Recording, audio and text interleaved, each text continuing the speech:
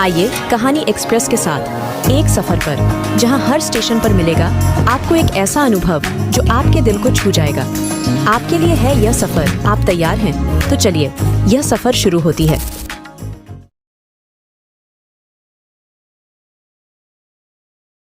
राम आज कुछ ज्यादा ही जल्दी ऑफिस के लिए निकल गए थे। पता नहीं क्या हो गया है उन्हें कल से। जब से ऑफिस से आए हैं कुछ बदले बदले से लग रहे हैं। न तो सही से बात करी, न ही बताया कि आखिर हुआ क्या है। वैसे मेरा नाम शालिनी है और हमारी शादी को 6 साल हो चुके हैं, पर इन 6 सालों में इन्होंने आज तक ऐसा बर्ताव कभी नहीं किया। ये जब भी ऑफिस से आते थे मेरे लिए कुछ न कुछ लेकर ही आते थे। बड्डे ही हंसमुख स्वभाव के हैं ये। मुझसे बात किए बिना इनका एक पल भी नहीं कटता है। हर समय कुछ न कुछ, शालिनी ये, शालिनी वो। पर पता नहीं आज क्या हो गया है। खैर छोड़ दो, शाम को खुद ही बताएंगे। माई, देखना आप सब। अरे ये देखो, ये अपना टिफिन तो यहीं भूल गए हैं। हद करते हैं। एक तो सुबह से उठकर इनके लिए खाना बनाओ और ये देखो यहीं छोड़ देकर चले गए हैं।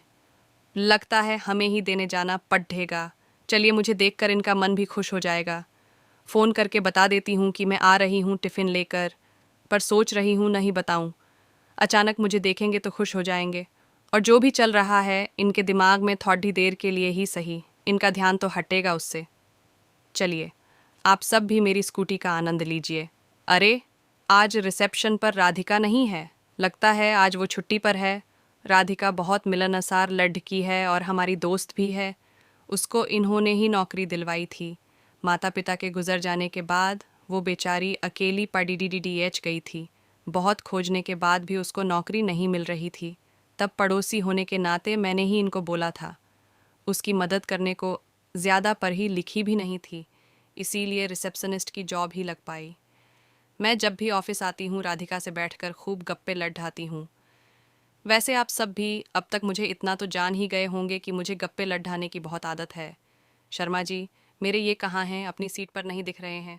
वो ये आज अपना टिफ़िन घर भूल आए थे, तो मैंने सोचा मैं खुद ही आकर दे दूँ। मैंने दूर आते दिख रहे शर्मा जी से पूछा, टिफ़िन भूल गए? आ, शर्मा जी ने भौचक्के होते हुए पूछा। पर भाभी जी, वो तो कल से 1 हफ्ते की छुट्टी पर हैं। कह रहे थे कुछ काफ़ी पुराना काम बाकी है, उसे पूरा करना है। अरे हाँ हाँ, मैं भी कितनी भुलक्कद्दा हो गई, याद ही नहीं रहा और यहाँ चली आई। वो आदत है ना, जब भी कुछ भूलते हैं यहीं चली आती हूँ। मैंने खुद को और बात को संभालते हुए बोला। चलिए शर्मा जी, फिर मिलना होगा। हे भगवान, ये सब क्या है? ये मुझसे झूठ तो कभी नहीं बोलते हैं। आखिर ये सब क्या है? चलो दोस्तों, मुझे बहुत टेंशन हो गई है। समझ नहीं आ रहा है कि क्या करूं। पहले घर चलते हैं, कहीं ये घर पर ना गए हों। चाबी भी मेरे पास है। एयुएम हरम हरिश्चंद्रम हनुमंतम हलायुद्धम पंचकम श्री स्मरय नित्यम घोर संकट नाशनम। बुदबुदाते हुए मैं घर पहुंची। यात्रीगण कृपया ध्यान दें। अगर आप अभी तक वीडियो देख रहे हैं तो इसका मतलब है कि आपको कहानी पसंद आ रही है। तो वीडियो को लाइक कर चुके होंगे। अगर नहीं किया है तो अभी कर दीजिए, क्योंकि हमें वीडियो में लाइक देखकर बहुत खुशी होती है। आशा करता हूं कि आपने कर दिया होगा। चलिए, फिर कहानी में आगे बढ़ते हैं। सबसे पहले इनको फ़ोन लगाते हैं, ये ठीक भी हैं या नहीं। ऑफ वो रिंग जा रही है, पर ये उठा क्यों नहीं रहे हैं। हेलो शालिनी, क्या हुआ? आज लंच टाइम से पहले ही फ़ोन कर दिया। क्या बोलूँ, क्या पूछूं? कुछ समझ नहीं आ रहा है। आप ठीक तो है ना? आज सुबह से मन बहुत घबरा रहा था तो कॉल कर लिया। और आप टिफ़िन भी घर पर भूल आए। आप कहें तो मैं लेकर आ जाऊं ऑफिस। अरे मैं तो बिल्कुल ठीक हूँ, तुम घबराओ मत। वो बस ऑफिस में काम काफ़ी ज़्यादा है, इसीलिए जल्दी निकल गया था। तुमको ऑफिस आने की कोई ज़रूरत नहीं है, यहाँ सबके साथ में खा लूँगा। अच्छा, चलिए ठीक है, आप अपना काम कर लीजिए। और शर्मा जी और राधिका को मेरा हेलो बोल दीजिएगा। मैंने कपकपाती आवाज़ में बोला। लो, तुम खुद ही हेलो बोल दो। राधिका यहीं पास में ही है। राधिका सुनो, शालिनी हेलो कह रही है। हेलो भाभी, पीछे से राधिका की आवाज़ आई। हेलो भाभी, पीछे से राधिका की आवाज़ आई। हेलो राधिका, कैसी हो? बहुत दिनों से हमारे घर नहीं आई। आज शाम को इन्हीं के साथ घर पर आ जाओ। रात का खाना साथ में खाते हैं। मेरी आवाज़ अभी भी कपकपा रही थी, पर फिर भी मैंने खुद को संभालते हुए बोला। हाँ भाभी, वो आजकल ऑफिस में काम ज़्यादा रहता है, इसीलिए आना नहीं हो पाया। चलिए, आज ही आती हूँ, फिर साथ बैठकर और ढेर सारी बातें करेंगे। राधिका ने बड़े प्यार से बोला। अरे भाई, सब बातें तुम ही कर लोगी या थोड़ी सी हमें भी करने दोगी? पीछे से राम ने राधिका से कहा। राधिका ने खिलखिलाते हुए फ़ोन इनको दे दिया। सुनिए बेगम साहिबा, आज आपके लिए आपके फेवरेट समोसे ले आऊं, खाएंगी आप? राम ने प्यार भरे अंदाज में पूछा। जी, जो आपको ठीक लगे, बोलकर मैंने फ़ोन कट कर दिया। एक तरफ तो राम के इस प्यार से अचानक मुझे घिन सी आने लगी है, दूसरी तरफ मुझे यकीन ही नहीं हो रहा है कि ऐसा भी कुछ हो सकता है। ऐसा कैसे हो सकता है राम? ऐसा कभी कुछ भी कर ही नहीं सकते। सब कुछ इतना अच्छा चल रहा है, हम अपनी ज़िंदगी में कितने खुश हैं। वो 6 साल, वो प्यार, वो धोखा तो नहीं हो सकते। नहीं, ऐसा कुछ भी नहीं है। शायद मैं ही गलत सोच रही हूँ। मुझे इन्हें वक्त देना होगा, समझना होगा कि ये ऐसा क्यों कर रहे हैं। हाँ, मेरे राम ऐसे हैं ही नहीं, मैंने मन में खुद को दिलासा देते हुए सोचा। दोस्तों, यकीन मानिए, आज से पहले इतना डर, इतनी घबराहट मुझे कभी नहीं हुई। मुझे समझ नहीं आ रहा है कि मैं करूं तो क्या करूं। सामने से जाकर राम से पूछ लूं या इंतज़ार करूं उनके बताने का। दोस्तों, मेरा दिल अब बस इतना ही चाहता है, जो भी नज़र आ रहा है ऐसा कुछ भी ना हो, क्योंकि ऐसा कुछ भी हुआ तो शायद मैं जी ना पाऊं। एक तरफ मेरे आंसू रुकने का नाम नहीं ले रहे हैं, दूसरी तरफ राधिका। पर मेरा गुस्सा बढ़ता ही जा रहा है। इंतकाम की आग ने मुझे झुलस सा दिया है। अब शायद मुझे समझ आ गया है कि मुझे क्या करना है। मेरा सारा प्यार अब गुस्से का बवंडर बन चुका है और अब मुझे इस धोखे का कर्ज उतारना ही है। हेलो, सुनिए ज़रा, आज घर में कई सारे चूहे दिख रहे हैं। शाम को आते हुए ज़रा चूहे वाला ले आइएगा। मैंने झट से राम से फ़ोन पर बोला। अब मुझे अपनी या किसी की कोई परवाह नहीं थी। मुझे बस किसी भी तरह से उन दोनों से बदला लेना था। बिल्कुल बेगम साहिबा, आपका हुक्म सर आंखों पर। चलिए, अच्छा काम ख़त्म कर लूँ, फिर आकर ढेर सारी प्यार भरी बातें करेंगे। राम थोड़ा शरारती होते हुए बोले। अरे, आप आइए तो सही, फिर ही तो सब होगा, पर ध्यान से चूहे वाला लाना मत भूलिएगा। इतना कहकर मैंने फ़ोन कट कर दिया। चलिए दोस्तों, अब मैं फटाफट खाने की तैयारी कर लूँ। ख़ास मेहमान जो आने वाले हैं, आज अपनी दोस्त और प्यार की ऐसी खातिरदारी करनी है कि ज़माना भी याद रखेगा कि बेवफाई का अंजाम क्या होता है। राधिका और इनको दोनों को पनीर बहुत पसंद है। आज इनके मन की एक आखिरी डिश बना ही देती हूँ। मैं क्या करने जा रही थी, ये सोचकर ही मेरी रूह कांप गई। मैं वहीं किचन की ज़मीन पर पड़ी डीढ़े पड्ढे घंटों रोती रही, पर फिर दिल को पक्का करके उठी। मुझे नहीं पता है कि मैं जो भी करने जा रही हूँ वो सही है या गलत। बस इतना महसूस हो रहा है, मुझे ये करना ही होगा। क्यों मर्दों को लगता है कि एक लड़की की ज़िंदगी से खेलना इतना आसान होता है? क्यों उन्हें मेरा प्यार नज़र नहीं आया? अरे, कम से कम मुझे एक बार बता तो देते, तो शायद मैं खुद ही इनकी खुशी के लिए रास्ते से हट जाती। पर अब नहीं, अब इन्हें ही रास्ते से हटना होगा। जब सीता मैया को राम भगवान छोड़ न सकते हैं, तो मैं भी एक बेदर्द इंसान को राम से मिला ही सकती हूँ। हे राम, मुझे इस पाप की जो भी सज़ा देनी हो आप दे देना, पर इन्हें तो सज़ा मैं ही दूंगी। काफ़ी वक्त गुजर चुका था। मैं भी खाना बनाकर इनके आने का इंतज़ार कर रही थी कि अचानक दरवाजे पर आहट हुई। ये दोनों आ चुके थे। मैंने जाकर दरवाज़ा खोला तो सामने ये गुलदस्ता लिए खड़े थे। माई लवली वाइफ के लिए एक प्यारा सा तोहफ़ा, ये बोले। बगल में राधिका भी खड़ी मुस्कुरा रही थी। मुझे देखते ही मुझसे गले लगी। मुझे ये सब नाटक बिल्कुल भी अच्छा नहीं लग रहा था। मैं तो बस खाने के टाइम का इंतज़ार कर रही थी। और राधिका, कैसा चल रहा है सब? मैंने भी झूठे मुंह पूछ लिया। बस भाभी बढ़िया, इत्मीनान से बैठकर बातें करेंगे। अभी तो आप ये लीजिए, आपके फेवरेट समोसे, और ये आपका चूहों वाला, राधिका ने कहा। हम सब नाश्ता करके टीवी के सामने बैठ गए और इन्होंने टीवी पर आ रही एक मूवी लगा दी। वो दोनों बीच बीच में मुझसे कुछ न कुछ बातें कर रहे थे, पर मेरा ध्यान तो कहीं और ही था। जैसे ही मूवी ख़त्म हुई, मैंने झट से खाना लगाने की पेशकश कर दी। चूँकि टाइम भी काफ़ी हो गया था, तो सबने हामी भर दी। भाभी, मैं आऊँ साथ में आपकी हेल्प करने को, और मुझे आपसे बात भी करनी है, राधिका ने बड़े सरल लहजे में मुझसे पूछा।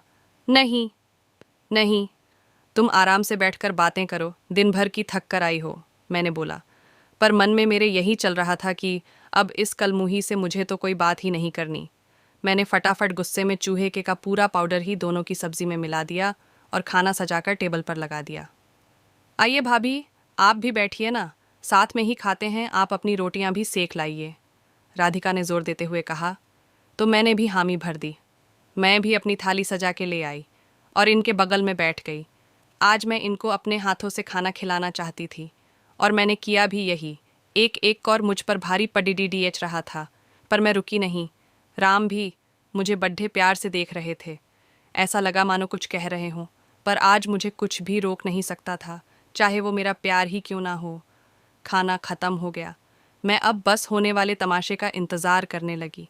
पता नहीं इतनी हृदयहीनता मुझ में कहाँ से आई, पर सच ही बता रही हूँ, मैं चाह रही थी कि सब जल्दी हो। मैं अपने ख्यालों में खोई ही थी। राधिका की आवाज़ ने मुझे चौंका दिया। भाभी आइए ना, मुझे कुछ बात करनी है आपसे। पता नहीं कहाँ खोई हैं आज आप। जाओ, चली जाओ, कुछ बताना चाह रही है वो। राम उसको सपोर्ट करते हुए बोले। पता है मुझे ये जो भी बताना चाह रही है, मैंने झुंझलाते हुए मन में सोचा। हाँ, राधिका आई, बोलकर मैं राधिका के पास आ गई। भाभी, मुझे आपसे कुछ ज़रूरी बात करनी है, पर प्लीज़ आप मुझे गलत मत समझिएगा, राधिका ने बेहद दबी हुई आवाज़ में मुझसे कहा। हाँ, तुम पूरी बात तो बताओ। फिर सोचूंगी, मैंने रूखे अंदाज में कहा। भाभी, मेरे एक्स बॉयफ्रेंड ने मुझे कई महीनों काफ़ी तंग कर रखा है। उसके पास मेरी कुछ तस्वीरें हैं और उसके बदले वो हर महीने मुझसे कुछ ना कुछ लेता रहता है। कल भी वो ऑफिस आया था पैसे लेने, पर मेरे पास पैसे न होने की वजह से उसने मुझसे शुरू कर दी।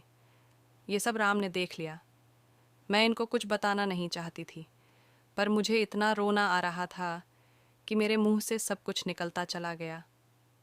मुझे लगा राम मुझे गलत समझेंगे, पर इन्होंने मुझे न सिर्फ सपोर्ट किया, बल्कि आज उसके घर, उसके मोबाइल और लैपटॉप से सब कुछ डिलीट कराकर उसका कबूलनामा भी फ़ोन में रिकॉर्ड कर लाए हैं। महीनों बाद मुझे ज़रा सा सुकून मिला है, वो भी बस आप लोगों की वजह से। राम तो आपको कल ही सब कुछ बताने जा रहे थे, पर मैंने उन्हें आपकी कसम दे दी थी, इसीलिए उन्होंने आपको कुछ नहीं बताया और अभी भी मुझे ही बताने को बोला। बहुत ज़्यादा प्यार करते हैं आपसे। भाभी प्लीज़, आप मुझे गलत मत समझना, मुझसे अनजाने भूल हो गई जिसका वो फ़ायदा उठ रहा था। राधिका सब कुछ एक सांस में बोल गई और रोने लगी। भूल तुमसे नहीं, मुझसे हो गई है राधिका।